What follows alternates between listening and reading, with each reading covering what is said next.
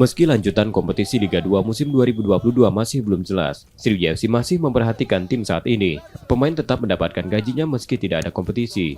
Sebelumnya Sriwijaya FC memprediksi kompetisi hanya tertunda 2 bulan, namun hingga hampir 4 bulan, lanjutan kompetisi Liga 2 belum bergulir.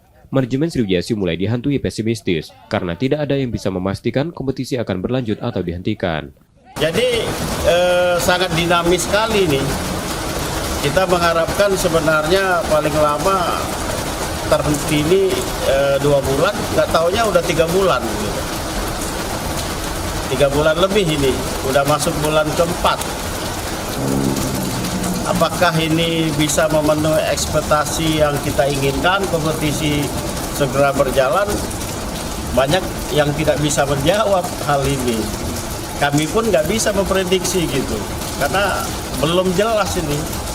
Belum jelas, karena kewenangan itu ada di PSSI, dilaksanakan oleh Liga Indonesia Baru. Nasib Liga 2 juga masih akan ditentukan dari penilaian sejumlah stadion yang akan digunakan, yang kini masih dilakukan. Nur Muhammad, Kompas TV, Palembang, Sumatera Selatan.